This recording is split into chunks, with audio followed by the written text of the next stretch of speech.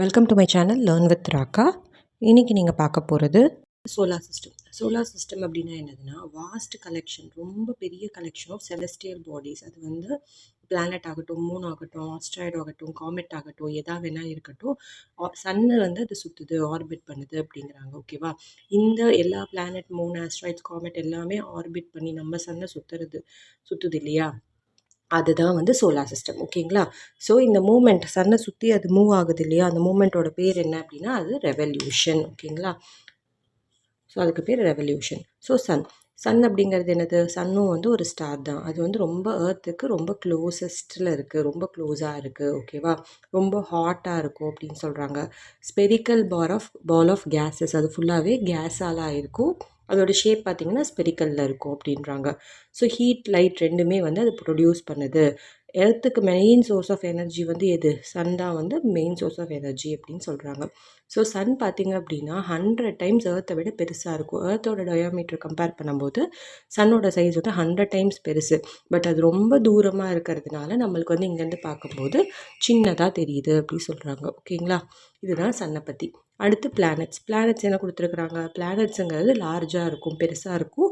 இதுக்குமே பார்த்திங்கன்னா spherical shape தான் இருக்கும் அப்படின்னு சொல்கிறாங்க. இது வந்து சன்னை வந்து ரிவால்வ் பண்ணிகிட்ருக்கு. பிளானட்ஸ் எல்லாமே சன்னை ரிவால்வ் பண்ணுது அப்படிங்கிறாங்க. ஏர்த்தும் வந்து சன்னை ரிவால்வ் பண்ணுது. ஸோ ஏர்த் வந்து சன்னை ஒரு கம்ப்ளீட் ரிவால்வ் பண்ணி முடிக்கிறதுக்கு எடுத்துக்கிற டைம் பார்த்திங்கன்னா 1 இயர். ஓகேங்களா? ஸோ 1 இயர் ஆகும் அப்படின்னு சொல்கிறாங்க. 365 டேஸ் ஆகுது அப்படின்னு சொல்கிறாங்க. ஓகேவா? மற்ற பிளானட்ஸும் வந்து சன்னை வந்து ரிவால்வ் பண்ணுது அப்படின்னு சொல்கிறாங்க. ஸோ ப்ளூட்டோ பிளானட் கேள்விப்பட்டிருப்பீங்க. ஒரு காலத்தில் நம்மளோட சோலார் சிஸ்டமில் 9th பிளானட்டாக இருந்தது ப்ளூட்டோ பிளானட். பட் இப்போ அது என்ன பிளானட் ஆகிடுச்சு? டார்க் பிளானட் ஆகிடுச்சு. டார்க் அப்படின்னா சின்ன சைஸ். செலஸ்டியல் ஆப்ஜெக்ட்டுக்குன்னு ஒரு சைஸ் இருக்கும். அந்த சைஸ் பிளானட் அப்படின்னா அதுக்குன்னு ஒரு சைஸ் இருக்கும். அந்த சைஸை விட இது சின்னதாக இருக்கிறதுனால இது வந்து டார்க் பிளானட். ஓகேங்களா? ஸோ ப்ளூட்டோ வந்து உங்களுக்கு வந்து இது யார் உங்களுக்கு டார்க் பிளானட் அப்படின்னு சொன்னதுன்னு பார்த்தீங்கன்னா, இன்டர்நேஷ்னல் ஆஸ்ட்ரானமிக்கல் யூனியன் IAU அப்படின்ற ஒரு டீம் தான் வந்து அதை சொல்லியிருக்காங்க. 2006 வந்து இதை வந்து அனௌன்ஸ் பண்ணியிருக்காங்க. அதாவது ப்ளூட்டோ வந்து 9th பிளானட் கிடையாது, அது ஒரு டார்க் பிளானட் அப்படின்னு. ஓகேங்களா? ஸோ எதனால் அது டார்க் பிளானட்டுங்கிறது நான் உங்களுக்கு ஏற்கனவே சொன்னேன். செலஷியல் ஆப்ஜெக்ட் அப்படின்னா அதுக்குன்னு ஒரு கேட்டகரி இருக்கும், அதுக்குன்னு ஒரு சைஸ் இருக்கணும். அந்த ஒரு பர்டிகுலர் கேட்டகரி கீழே வந்து பிளானட் ப்ளூட்டோ வராததுனால, அது வந்து சைஸில் ரொம்ப சின்னதாக இருந்ததுனால அதை வந்து டார்க் பிளானட்னு நம்ம வந்து ரெகனைஸ் பண்ணி அதை வந்து இப்போதைக்கு 9 பிளானட் அப்படின்னு இருந்ததில் இப்போ வந்து 8 பிளானட் தான் அப்படிங்கிறத கன்ஃபார்ம் பண்ணியிருக்காங்க. ஓகேங்களா? அடுத்து பார்க்க போகிறது பிளானட்ஸ். ஸோ சோலார் சிஸ்டமில் இருக்க பிளானட்ஸோட கண்டினியூஷன் தான் இப்போ நம்ம பார்க்குறோம். ஸோ பிளானட்ஸ் பார்த்தீங்க அப்படின்னா 2 குரூப்பாக டிவைட் பண்ணியிருக்காங்க. ஒன்று வந்து இன்னர் குரூப், இன்னொன்று அவுட்டர் குரூப். இன்னர் குரூப்போட இன்னொரு பேர் என்னதுன்னா டெரஷியல் பிளானட். அவுட்டர் குரூப்போட இன்னொரு பேர் பார்த்தீங்கன்னா ஜோவியன் பிளானட். ஓகேங்களா? So terrestrial planet, Jovian planet, இதுதான் வந்து அவங்க பிளானட்ஸோட 2 குரூப். ஸோ என்ன சொல்கிறாங்க அப்படின்னா, பிளானட்ஸ் வந்து சன் கிட்ட இருந்து ஃபர்தராக போக அதாவது தூரமாக போக ரொம்ப கோல்ட் ஆகிட்டே இருக்கும் அப்படின்னு சொல்கிறாங்க. பட் அதில் ஒரு பிளானட் மட்டும் எக்ஸப்ஷனல். என்னது அப்படின்னு பார்த்தீங்கன்னா வீனஸ். ஓகேவா? ஸோ சன்னுலேருந்து செகண்ட் இடத்துல தான் வீனஸ் இருக்குது. சன் பக்கத்தில் மெர்க்குரி இருக்கும், மெர்க்குரிக்கு அடுத்து தான் வீனஸ் இருக்குது. பட் மெர்க்குரியை விட வீனஸ் பார்த்தீங்கன்னா ரொம்ப ஹாட்டாக இருக்குது அப்படின்னு சொல்கிறாங்க. ஓகேங்களா? ஏன் அப்படின்னா வீனஸில் வந்து அட்மாஸ்பியர் வந்து ரொம்ப திக்காக இருக்கும். அதனால அங்கே இருக்கிற ஹீட்டை வந்து அந்த அட்மாஸ்பியர் வந்து ட்ராப் பண்ணி வச்சுக்குதுன்னு சொல்கிறாங்க. அதனால மெர்க்குரியை விட வீனஸ் வந்து ரொம்ப ஹாட்டாக இருக்கும். ஓகேங்களா? ஸோ இப்போ இந்த 2 குரூப் பற்றி பார்க்கலாம் வாங்க. இப்போ இந்த 2 குரூப்பில் என்ன சொல்கிறாங்க? ஒன்று வந்து டெரஷியல் பிளானட் குரூப், இன்னொன்று வந்து Jovian planet group. Terrestrial planet group அப்படின்னா ஃபஸ்ட்டு 4 பிளானட், அதாவது மெர்க்குரி, வீனஸ், எர்த், மார்ஸ், இந்த ஃபஸ்ட்டு 4 பிளானட்டுமே இந்த குரூப்பை. அவுட்டர் பிளானட்ஸ், இதை தாண்டி இருக்கிற outer planets Jupiter, Saturn, Uranus, Neptune, இந்த 4 பிளானட்டுமே வந்து உங்களுக்கு ஜோவியன் பிளானட்னு சொல்கிறாங்க. ஸோ இந்த 4 பிளானட் பார்த்தீங்க அப்படின்னா, அதாவது ஃபஸ்ட்டு இருக்கிற இன்னர் பிளானட்ஸ் பார்த்தீங்கன்னா ரொம்ப ஸ்மால் சைஸில் இருக்கும். சர்ஃபேஸ் வந்து ரொம்ப சாலிடாக இருக்கும். அதாவது ராக் மாதிரி ஸ்ட்ரக்சர்ஸ் வந்து இதில் இருக்குது அப்படின்னு சொல்கிறாங்க. ஸோ இதில் வந்து வேறு எதுவுமே உங்களுக்கு வந்து இந்த அவுட்டர் சர்ஃபேஸ் பற்றி உங்களுக்கு எதுவுமே கொடுக்கல. என்ன பிளானட்டுங்கிற டீட்டெயில் மட்டும் தான் கொடுத்துருக்கான். ஓகேங்களா? அடுத்து ஸோ இந்த 8 பிளானட்ஸுமே என்ன ஆர்டரில் வந்து உங்களுக்கு வந்து அரேஞ்ச் பண்ணியிருப்பாங்க அப்படின்னு பார்த்தீங்கன்னா, டிஸ்டன்ஸை வச்சு, சன் கிட்டேருந்து இருக்கிற டிஸ்டன்ஸை வச்சு அதில் இன்க்ரீஸிங் ஆர்டரில் இருக்கும் அப்படின்னு சொல்கிறாங்க. ஸோ சன் கிட்ட இருக்கிறது சனுக்கு தூரமாக இருக்கிறது. ஓகேங்களா? ஸோ ஸ்டார்டிங் வித் மெர்க்குரி வந்து சன் கிட்ட இருக்கும். செகண்ட் பிளேஸில் Venus, Earth, Mars, Jupiter, Saturn, Uranus, Neptune. சன்லேருந்து ரொம்ப தூரமாக இருக்க பிளானட் எதுன்னு கேட்டாங்கன்னா நெப்டியூன் எழுதணும். ஓகேங்களா? ஸோ இவ்வளோ தான். அடுத்து வீனஸ் பற்றி கொடுத்துருக்காங்க. ஸோ வீனஸை வந்து நீங்கள் எப்போ பார்க்கலாம் அப்படின்னா, ஒரு பிரைட் ஸ்டார் வந்து நைட்லையும் விடிய காலையிலன்னு சொல்லுவாங்க இல்லையா, சன் ரைஸ் ஆகிறதுக்கு முன்னாடி அப்பயும் பார்த்தீங்கன்னா ஒரு பிரைட் ஸ்டார் வந்து ஸ்கையில் மின்னிட்டு இருக்கும். அந்த ஸ்டார் எது அப்படின்னா அதுதான் வீனஸ். ஓகேங்களா. ஸோ அதுக்கு வந்து மார்னிங் ஸ்டார் அப்படின்னா ஈவினிங் ஸ்டார்னு பேர். தமிழில் வந்து விடிவெள்ளின்னு சொல்லுவாங்க. ஸோ ஏர்லி மார்னிங் வர ஸ்டாரும் அதுதான். ஃபஸ்ட்டு நைட்டு ஸ்கை இருட்டு ஆன உடனே வர ஃபஸ்ட்டு ஸ்டாருமே வீனஸ் தான். ஓகேங்களா. ஈவன் அது வந்து ஸ்டார் கிடையாது, இருந்தாலும் அது வந்து எப்படி இருக்கும், ஸ்டார் மாதிரி நம்மளுக்கு வந்து விசிபிளாக இருக்கும். அதுக்கு பேருமே வந்து மார்னிங் ஸ்டார், ஈவினிங் ஸ்டார். ஓகேங்களா. அடுத்து மாஸ் பற்றி கொடுத்துருக்காங்க. மாஸுக்கு இன்னொரு பேர் என்னது, ரெட் பிளானட். எல்லாருக்குமே தெரிஞ்சிருக்கும். ஏன் இதுக்கு ரெட் பிளானட்னு பேர் வந்துச்சு, இது பார்க்கறதுக்கு ரெட்டாக இருக்கும், அதனால இதுக்கு வந்து ரெட் பிளானட். ஓகேங்களா. அவ்வளோதாங்க பிளானட் பற்றி. அடுத்து natural satellite. So natural satellite அப்படின்னா என்னது அப்படின்னா, நம்ம பிளானட்டை சுற்றி மூவ் ஆகிட்டு இருக்கிற ஒரு பொருள். அது வந்து ஃபிக்ஸ்டு ஆர்பிட்டில் தான் இருக்கும். ஓகேங்களா. ஸோ ரொட்டேட் ஆகிறதுக்கு எடுத்துக்கிற டைமும் பார்த்தீங்கன்னா ரெகுலர் டைம் இன்டர்வல் வந்து எடுத்துக்கும். இந்த மாதிரி இருக்கிறது தான் நம்ம சேட்டலைட்னு சொல்கிறோம். ஓகேங்களா. ஸோ சைஸ் வந்து பிளானட்டை விட சின்னதாக இருக்கும். அதுக்கு காமன் பேர் என்னது அப்படின்னு பார்த்தீங்கன்னா மூன்னு சொல்லுவாங்க. ஸோ எல்லா பிளானட்லேயுமே வந்து சேட்டலைட்டை மூணுன்னு தான் கூப்பிடுவாங்க. ஸோ நேச்சுரல் சேட்டலைட் அப்படின்னா அது என்னது, மூன். ஓகேங்களா. இது என்ன பண்ணுது, மூணு நம்மளோட ஏர்த்தை சுற்றி வருது. பிளானட் எந்தெந்த பிளானட்டோ அந்த பிளானட்டை சுற்றி வரும். ஸோ சுற்றுற ஆர்பிட் பார்த்தீங்கன்னா ஃபிக்ஸ்டு ஆர்பிட்டாக இருக்கும். இன்டர்வல் பார்த்தீங்கன்னா ரெகுலர் டைம் இன்டர்வலாக இருக்கும். இப்போ எப்படி வந்து ஏர்த் வந்து சன்னை சுற்றுறதுக்கு வந்து உங்களுக்கு வந்து 1 இயர் ஆகுதோ, அந்த மாதிரி மூன் வந்து ஏர்த்தை சுற்றுறதுக்கும் ஒரு குறிப்பிட்ட டைம் பீரியட் இருக்குது அப்படின்னு சொல்கிறாங்க. ஓகேங்களா. ஸோ ஏர்த்துக்கு மொத்தம் எத்தனை மூன் அப்படின்னு பார்த்தீங்கன்னா ஒரு மூன். மாஸுக்கு வந்து 2 Moon. Jupiter, Saturn, Uranus, Neptune இதுக்கு எல்லாத்துக்கும் வந்து லார்ஜ் நம்பர் ஆஃப் மூன்ஸ் இருக்குது. ஓகேவா. நிறைய மூன்ஸ் இதுக்கு இருக்குது அப்படின்றாங்க. அடுத்து ஏர்த்தோட மூனை பற்றி பார்க்கலாம். நம்ம ஏர்த்தோட நேச்சுரல் சேட்டலைட் என்னது, மூன். இது வந்து எவ்வளோ நாள் எடுத்துக்குது அப்படின்னா 27 டேஸ் எடுத்துக்குது மொத்தமாக வந்து ஏர்த்தை சுற்றுறதுக்கு. ஸோ ஒரு ரெவல்யூஷன் ஏர்த்தை வந்து சுற்றுறதுக்கான ஒரு ரெவல்யூஷன் டைம் எவ்வளோனா 27 டேஸ். ஓகேங்களா. நியரஸ்ட் நேபர், நம்மளுக்கு ஸ்பேஸில் நியரஸ்ட் நேபர் என்னது, மூன் தான் நியரஸ்ட் நேபர். ஓகேங்களா. ஸோ மூனோட சர்ஃபேஸ் வந்து எப்படி இருக்கும் பார்க்கறதுக்கு, சர்க்குலர் பவுல் ஸ்ட்ரக்சர்ஸ் இருக்கும். அங்கங்கே பள்ளமாக இருக்கும். சர்க்குலர் பவுல்ஸ் மாதிரி பள்ளமாக இருக்கும். அதை வந்து கிரேட்டர்ஸ்னு சொல்கிறாங்க. எதனால் அதுக்கு அந்த பேர் வந்தது அப்படின்னா, ஆஸ்ட்ராய்ட்ஸ் வந்து மூனை போய் ஹிட் பண்ணி அந்த தழும்பு வந்து அப்படியே மூணில் வந்து பட்டுருச்சு அப்படின்னு சொல்கிறாங்க. ஓகேங்களா. ஸோ ஏர்த்துக்கு வந்து எப்படி அட்மாஸ்பியர், வாட்டர், லைஃப் எல்லாம் ஏர்த்தில் இருக்கும். மூணில் அதெல்லாம் எதுவுமே கிடையாது. ஓகேங்களா. அட்மாஸ்பியர் கிடையாது, வாட்டர் கிடையாது, யாரும் மனுஷங்க வாழலை மூணில். அதனால என்ன ஆகிடுது, இந்த மாதிரி ஹிட் ஆகிற ஃபீச்சர்ஸ் எல்லாம் வந்து மூனோட சர்ஃபேஸில் அப்படியே வந்து ஸ்டே ஆகிடுது அப்படின்னு சொல்கிறாங்க.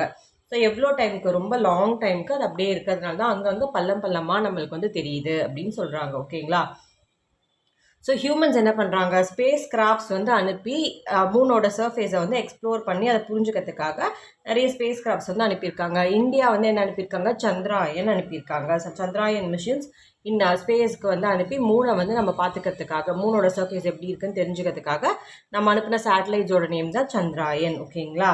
ஸோ நம்ம எப்பயுமே பார்க்குற மூன் அப்படிங்கிறது என்னது அப்படின்னா, மூனோட ஒன் சைடு மட்டும்தான் நம்ம பார்க்குறோம். நம்ம மூனோட எல்லா டைரக்ஷனையும் நம்ம வந்து பார்க்கறதில்ல. ஏர்த்லேருந்து நம்ம பார்க்கும்போது நம்மளுக்கு தெரிகிற மூன் ஒரு சைடு மட்டும்தான். அந்த ஒரு சைடை தான் நம்ம எப்பயுமே பார்ப்போம். ஓகேங்களா. ஏன் அப்படின்னா மூனுக்கு வந்து சொந்தமாக லைட் கிடையாது. அது என்ன பண்ணும் அப்படின்னா சன்னோட லைட்டை தான் வாங்கி அது வந்து ரிஃப்ளெக்ட் பண்ணுது. ஸோ சன்னோட லைட்டை வாங்கி ரிஃப்ளெக்ட் பண்ணுறதுனால அந்த ரிஃப்ளெக்ட் ஆகிற அந்த சைடை மட்டும்தான் நம்மளால் பார்க்க முடியும். இன்னொரு பக்கம் டார்க்காக இருக்கும் இல்லையா, சன்னோட லைட் ரிஃப்ளெக்ட் ஆகாத இன்னொரு சைடு, அந்த சைடு வந்து நம்மளால் பார்க்க முடியாது. ஓகேங்களா. ஸோ இப்போ எக்ஸாம்பிளுக்கு இதுதான் என் கைன்னு வச்சுக்கோங்க, இதுதான் மூன். ஓகேங்களா. ஸோ சன் வந்து இங்கே இருக்குது அப்படின்னா சன்னோட லைட் படுற இந்த பார்ட்டை வந்து நான் என்னன்னு சொல்லுவேன், இதுதான் வந்து உங்களுக்கு வந்து ரிஃப்ளெக்ட் ஆகும். இந்த பார்ட் வந்து ரிஃப்ளெக்ட் ஆகாது. ஓகேவா. ஸோ இந்த பார்ட்டை மட்டும் தான் நான் பார்ப்பேன். இது மூணு வந்து இப்படி ஏர்த் இப்படி சுற்றி வந்தாலுமே இந்த பார்ட் மட்டும் தான் நான் பார்க்க முடியும் அப்படின்னு சொல்கிறாங்க. ஓகேங்களா. ஏன்னா இதுதான் வந்து சன்னோட ரேஸை வந்து வாங்கி ஃபுல்லாக ரிஃப்ளெக்ட் பண்ணுது. இந்த பக்கம் வந்து சன் ரேஸே படாது. அதனால் இந்த பார்ட்டை நம்மளால் பார்க்கவே முடியாது. ஓகேங்களா. புரியுதா.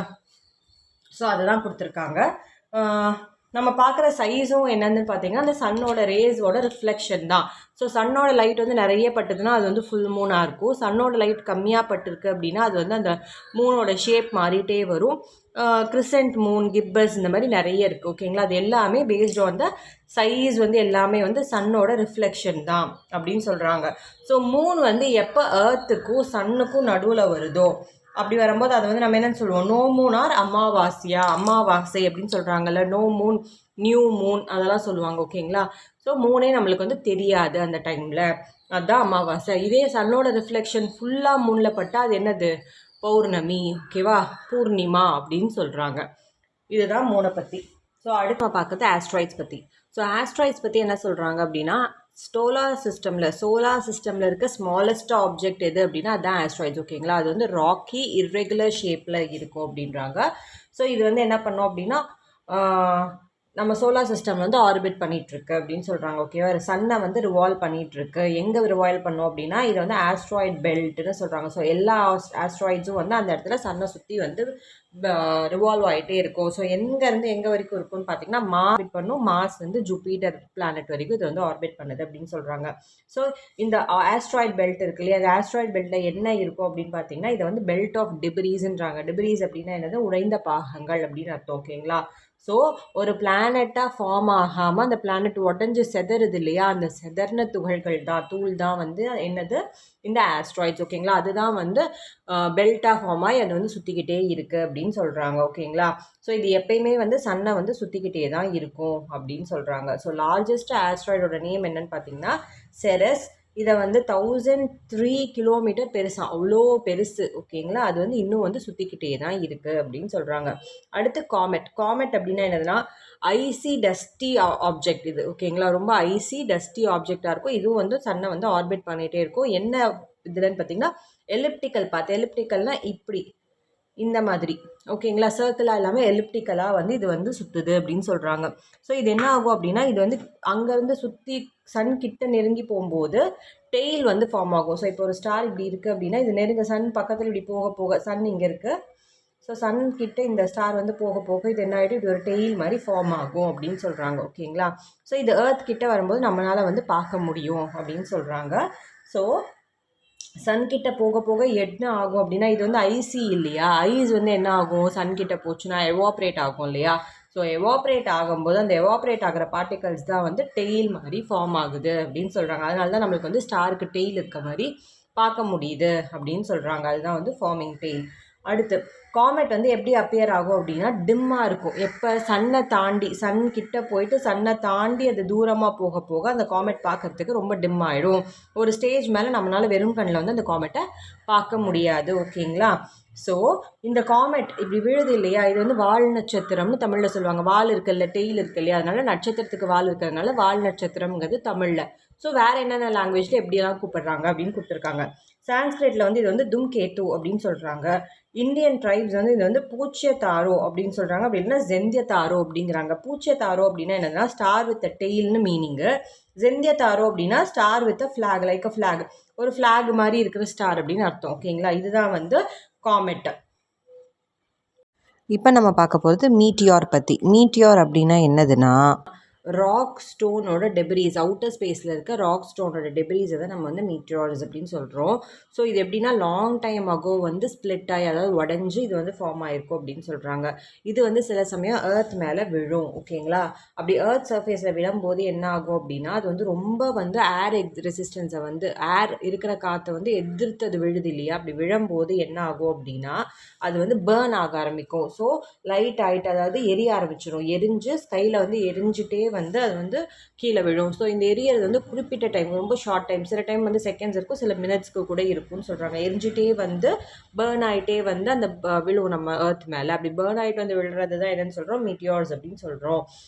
இப்போ வந்து ஒரு பெரிய மீட்டியார் வந்து கீழே விழுது அப்படின்னா அப்போ அது வந்து என்ன ஆகும் அப்படின்னா அதனால் கம்ப்ளீட்டாக பேர்ன் ஆகிருக்காது. சின்னது அப்படின்னா ஃபுல்லாக பேர்ன் ஆகி அதுக்கப்புறம் தான் எர்த் மேலே வரும்போதே ஃபுல்லாக பேர்ன் ஆகிடும். பட் பெரிய சைஸாக இருந்ததுன்னா அது பேர்ன் ஆகாது. பாதி வெந்து பாதி பேர்ன் ஆகி பாதி பேர்ன் ஆகாமல் தான் இருக்கும் அப்படின்னு சொல்கிறாங்க. அந்த மாதிரி இருக்கிறத மீட்டியோரைட்ஸ்னு சொல்கிறோம். வந்து விழும்போது எர்த்தில் என்ன ஆகும், கிரேட்டர்ஸ் வந்து ஃபார்ம் ஆகும். ஸோ லார்ஜ் கிரேட்டர்ஸ் ஃபார்ம் ஆகும். கிரேட்டர்ஸ்னால் என்னென்னு சொன்னால் நம்ம மூணில் வந்து அந்த பள்ளம் பள்ளமாக இருக்குல்ல, அதுதானே கிரேட்டர்ஸ். அதே மாதிரி ஏர்த்லேயும் பள்ளம் பள்ளமாக வந்து ஒரு ஆப்ஜெக்ட் தூரத்துலேருந்து நீங்கள் கீழே போடுறீங்க அப்படின்னா அது வந்து விழுற ஃபோர்ஸுக்கு அங்கே என்ன ஆகிடும், அந்த மண்ணில் அந்த இடத்துல வந்து பள்ளம் விழுந்துடும். அதுதான் வந்து கிரேட்டர்ஸ். ஓகேவா? அந்த மாதிரி ஏர்த்தில் வந்து அது ஃபார்ம் ஆகிடும் அப்படின்னு சொல்கிறாங்க. ஸோ அடுத்து நம்ம பார்க்க போகிறது மில்கி வே கேலக்ஸி. மில்கி வே கேலக்ஸியில் வந்து எப்படி பார்க்க முடியும் அப்படின்னா மூன்லெஸ் நைட், அதாவது நான் சொன்ன நியூ மூன் டே அமாவாசையாக இருக்குல்ல, இந்த நியூ மூன் டேயில் நீங்கள் என்ன பண்ணணும், ஒரு டார்க் லொக்கேஷனில் போயிட்டு அங்கே வந்து நீங்கள் ஸ்கையில் பார்த்தீங்க அப்படின்னா ஒரு ஃபெயிண்ட் பேண்ட் ஆஃப் லைட் வந்து பாஸ் ஆகுமா நார்த்துலேருந்து சவுத் வரைக்கும். பார்த்தீங்கன்னா ஃபெயிண்ட் பேண்ட்னா ரொம்ப மங்கலாக ஒரு பெரிய பேண்ட், அதாவது ரொம்ப பெருசாக இந்த மாதிரி ஒரு பெரிய பேண்டு சர்க்கிள் மாதிரி நார்த்துலேருந்து சவுத்துக்கு வந்து உங்களுக்கு தெரியும். ஸ்கை ஃபுல்லாகவே அது இருக்கும். அந்த மாதிரி இருக்கிறது தான் என்னது, மில்கி வே கேலக்ஸி அப்படின்னு சொல்கிறாங்க. ஆகாஷ கங்கா. இதில் வந்து இந்த ஒரு கேலக்ஸியில் பார்த்தீங்கன்னா மில்லியன்ஸ் ஆஃப் ஸ்டார்ஸ் இருக்கும். நம்ம ஏர்த் வந்து என்னது, நம்ம சோலார் சிஸ்டம் வந்து மில்கி வே கேலக்ஸியில் ஒரு பார்ட் அப்படின்னு சொல்கிறாங்க. ஓகேங்களா? இதுதான் மில்கி வே கேலக்ஸி. யூனிவர்ஸ் பார்த்தீங்க அப்படின்னா யூனிவர்ஸில் மில்கி வே கேலக்ஸி மட்டும்தான் இருக்கான்னு கேட்டால் இல்லை, அந்த மாதிரி நிறைய கேலக்ஸிஸ் அவுட்டர் ஸ்பேஸில் இருக்குது மில்கி வே கேலக்ஸியை தாண்டி அப்படிங்கிறாங்க. ஓகேவா? சயின்டிஸ்ட் வந்து அதை பற்றி இன்னும் படிச்சுட்டு தான் இருக்காங்க. ஸ்டார்ஸ், கேலக்ஸி, யூனிவர்ஸ் பற்றி இன்னும் படிச்சுக்கிட்டே இருக்காங்க. ஓகேவா? ஏர்த் வந்து யூனிவர்ஸோட ஒரு பார்ட்டு, ஏர்த் வந்து மில்கி வே கேலக்ஸியோட ஒரு பார்ட்டு, மில்கி வே கேலக்ஸி யூனிவர்ஸோட ஒரு பார்ட். இந்த மாதிரி அது வந்து கனெக்ட் ஆகிருக்கு. ஓகேவா? ஸோ இந்த பர்டிகுலர் யூனிவர்ஸ் அப்படிங்கிறது எப்போ ஃபார்ம் ஆச்சு அப்படின்னு சொல்கிறாங்கன்னா பிக் பேங் எக்ஸ்ப்ளோஷன், ஒரு பெரிய கருப்பு ஹோல் வந்து ஃபார்ம் ஆச்சு. அந்த கருப்பு ஹோல் ஃபார்ம் ஆனதுக்கப்புறம் தான் யூனிவர்ஸுங்கிற ஒன்றே வந்து ஃபார்ம் ஆச்சு அப்படின்னு சொல்கிறாங்க. கேலக்ஸிஸ் எல்லாமே வந்து ஃபார்ம் ஆச்சு அப்படின்னு சொல்கிறாங்க. ஸோ அது எப்படி இருந்திருக்கு அப்படின்னா எக்ஸ்ட்ரீம் டெம்பரேச்சரும் ரொம்ப ஹை டெம்பரேச்சர், ஹை டென்சிட்டி இருக்கிற டெம்பரேச்சர்ஸ் வந்து ஃபார்ம் ஆகி அப்படியே கொஞ்சமாக ஸ்பேஸ் ஃபுல்லாக எக்ஸ்பேண்ட் ஆகி அப்புறம் கூல் ஆகிருக்கு. ஓகேவா? இந்த மாதிரி கூல் ஆகிற டைமில் தான் அது என்னவா மாறி இருக்குது, பிளானட்ஸ் அண்ட் அதர் எலிமெண்ட்ஸ் இருக்குது இல்லையா ஸ்கையில், அந்த எலிமெண்ட்ஸ் எல்லாம் ஃபார்ம் ஆகிருக்கு அப்படிங்கிறாங்க. இதை தான் நம்ம என்னன்னு சொல்கிறோம், காஸ்மாஸ்ன்னு சொல்கிறாங்க. யூனிவர்ஸோட இன்னொரு பேர் என்னது, காஸ்மாஸ். ஓகேவா? காஸ்மாஸை பற்றி படிப்போட பேர் காஸ்மாலஜி. அந்த ஸ்டடியோட நேம் என்னது, காஸ்மாலஜி.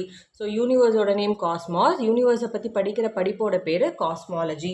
ஸோ இவ்வளோ தாங்க இந்த லெசன். ஏதாவது டவுட் இருந்தால் கமெண்ட்ஸில் கேளுங்க. தேங்க்யூ. தேங்க்யூ ஃபார் வாட்சிங் மை வீடியோ. லைக் பண்ணுங்கள், ஷேர் பண்ணுங்கள், சப்ஸ்கிரைப் பண்ணுங்கள். ஏதாவது டவுட் இருந்தால் கமெண்ட் செக்ஷனில் கேளுங்க. தேங்க்யூ.